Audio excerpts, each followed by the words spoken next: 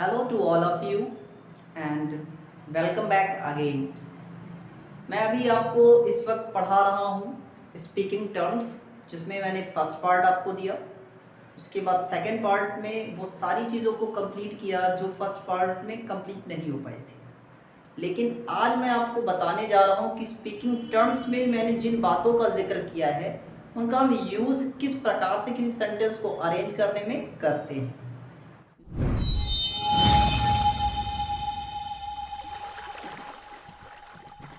Let's begin with new session. आज मैं आपको बताने जा रहा हूँ कि स्पीकिंग टर्म्स में आने वाले जो 7 बातें थी उनको किस प्रकार से हम यूज करेंगे किसी एक सेंटेंस को बनाने में। Welcome back again and my third part is related with speaking terms. किस प्रकार से मैंने आपको जो 7 बातें सिखाई उनका हम सेंटेंस में यूज़ करेंगे, आइए देखते हैं।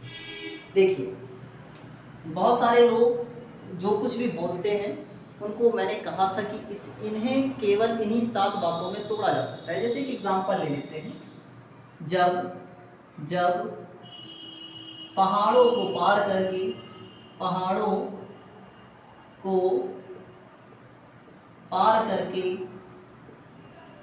करके कुछ सैनिक शहरों की ओर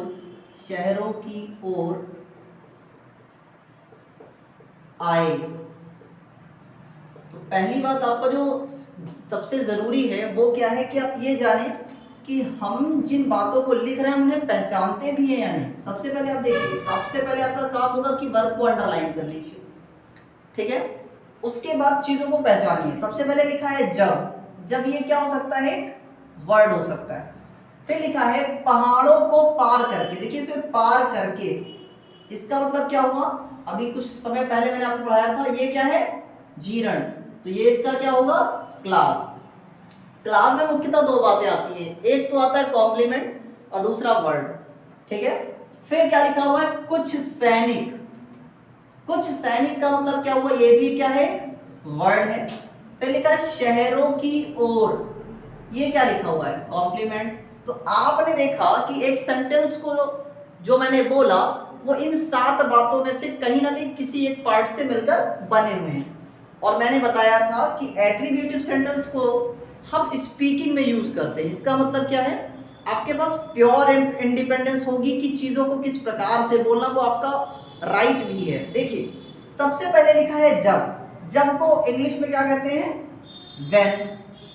पहाड़ों को पार करने की स्पेलिंग क्या होती है, क्रॉस, हो जाएगा क्रॉसिंग, क्योंकि जीरण के फॉर्म में लिखना है इसलिए हो जाएगा क्रॉसिंग। क्या बचा, पहाड़ों, the mountains, crossing the mountains. कुछ सैनिक, a few soldiers शहरों की ओर आए। मैंने कहा था कि वर्ब के पहले लिखी हुई बात केवल वर्ब के बाद बोली जाती है, तो आने की स्पेलिंग क्या हो जाएगी, केम। फिर है शहरों की ओर की स्पेलिंग क्या पढ़ाया आपको मैंने, टूवर्ड।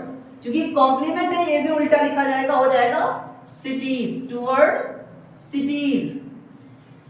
इस प्रकार आपने देखा कि बहुत आसान होता है अगर आप इन चीजों को पहचानना सीख ले जाए। केवल एक चीज आपको परेशान करेगी, वो है वर्ब का सेगमेंट, क्योंकि वर्ब मैंने अभी आपको नहीं पढ़ाया है। आइए थोड़ा और आगे बढ़ते, कुछ और एग्जांपल लेते हैं। सेकंड एग्जांपल होगा, गांव का यह रास्ता जंगल की ओर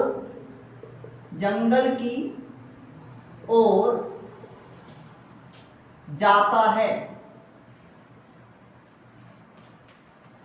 ठीक है। तो यहां पर सबसे पहले आपको क्या करना है, वर्ब को अंडरलाइन करना है, वर्ब। अच्छा, वर्ब को अंडरलाइन करते हुए एक चीज का ध्यान रखिएगा कि जो आपके पास जो वर्ब जिसको आप अंडरलाइन कर रहे हो वो टू डू वाली क्रिया है कि टू बी वाली। बात फिर आती है सर, टू बी क्या और टू डू क्या। टू बी वो क्रिया होती है जो केवल टाइम को इंडिकेट करती है, उसकी खुद की कोई मीनिंग नहीं होती, जैसे is am are was were has have had. और दूसरा टू डू जो अपना खुद का मीनिंग रखता है, जैसे गो इट मीन्स जाओ, मैंने कहा कम इट मीन्स आओ। इसका मतलब क्या है कि जो टू डू वाली क्रिया होती है उसका एक अर्थ होता है। एक बात क्लियरली जान लीजिएगा कि कभी भी किसी सेंटेंस में, इंग्लिश के सेंटेंस में टू बी और टू डू एक साथ नहीं आता। इसका एक एग्जांपल देखिए, जैसे मैंने कहा वह जाता है, वह जाता है, या तो ये क्रिया होगी या फिर ये होगी। लेकिन अगर टू डू वाली क्रिया मौजूद है तो इस टू बी की कोई वैल्यू नहीं होती, होगा क्या, ही गोज। इससे क्लियर हुआ कि जब टू बी और टू डू एक साथ आते हैं, इंग्लिश में हमेशा टू डू की वैल्यू होगी और टू डू लिखा जाएगा, इस बात का ध्यान रहे।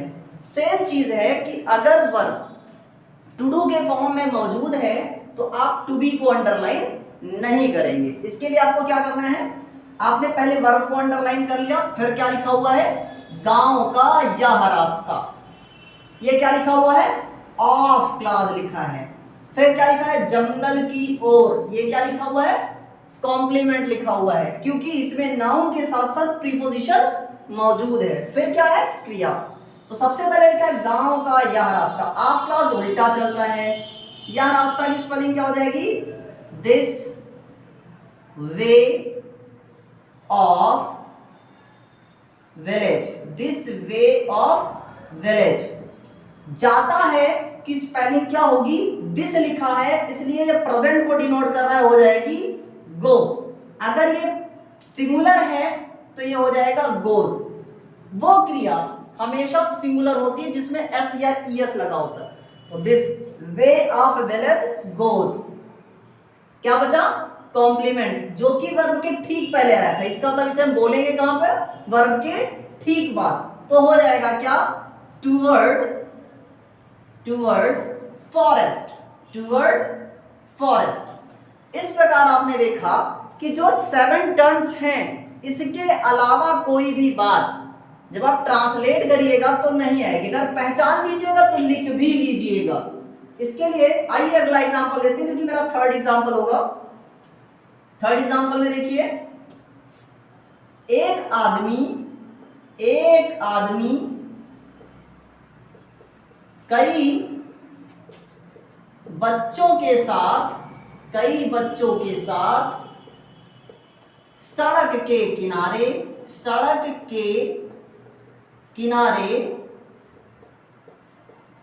सब्जियां बेच रहा था, सब्जियां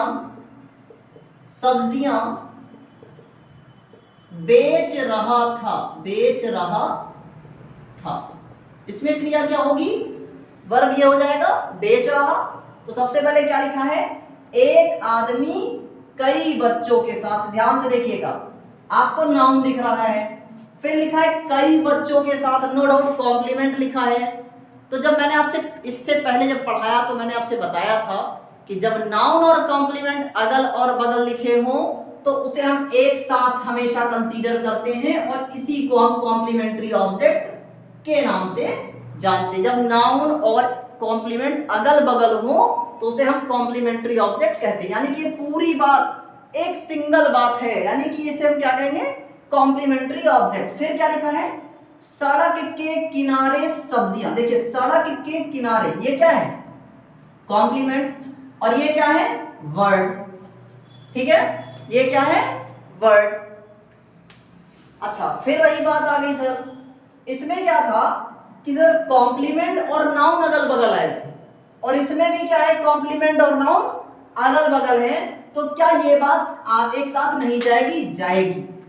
जब ये बात भी एक साथ जाएगी तो ये भी क्या हो जाएगा, कॉम्प्लीमेंट्री ऑब्जेक्ट। तो सबसे पहले क्या लिखा हुआ है, एक आदमी कई बच्चों के साथ, तो क्या होगा, पहले नाउन लिखा जाएगा। मैंने आपको पढ़ाया था तो मैंने आपसे बताया था कि जब भी आप कॉम्प्लीमेंट्री ऑब्जेक्ट लिखिएगा तो उसमें नाउन की वैल्यूएशन सबसे ज्यादा होने के कारण सबसे पहले आप नाउन लिखेंगे। तो इसमें नाउन क्या था, एक आदमी कई बच्चों के साथ, तो क्या हो जाएगा, अ मैन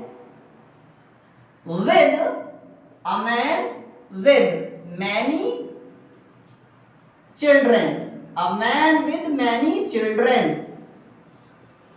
फिर क्या लिखा है, सड़क के किनारे सब्जियां बेच रहा था।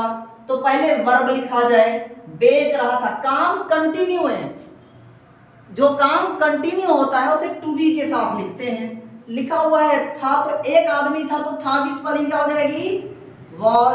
काम कंटिन्यू है इसलिए इन के फॉर्म में, तो बेचने की स्पेलिंग क्या होगी, सेल, हो जाएगा सेलिंग।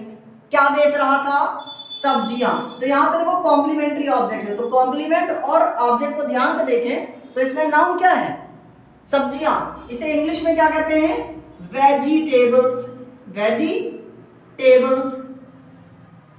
फिर क्या लिखा है, सड़क के किनारे, तो हो जाएगा बिसाइड, बिसाइड। सड़क को क्या कहिएगा, रोड, बिसाइड रोड। इस प्रकार आपने देखा कि जो 7 एलिमेंट्स है, जो उसको पहचानना ठीक से सीख लेगा उसके लिए लिखना बोलना बहुत आसान। देखिए, अगर आपको कोई एक व्यक्ति इस तरीके से छूट दे दे कि आप जो कुछ जहां सोच पा रहे हो उसको लिखना वही है, केवल इस बात का ध्यान रखना है कि जो बात क्रिया के ठीक पहले आएगी उसे क्रिया के बाद बोलना है। तो no doubt speaking is very easy thing if you are able to recognize the elements of a sentence. I taught these elements in 2 parts.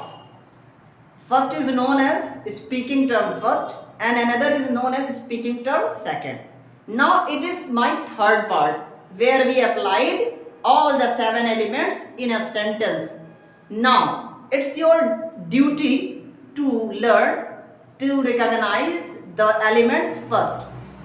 And the speaking must go on, the show must go on. Now that's the end of speaking term. Now I am going to wind up my topic today. Jai Hind, Jai Bharat.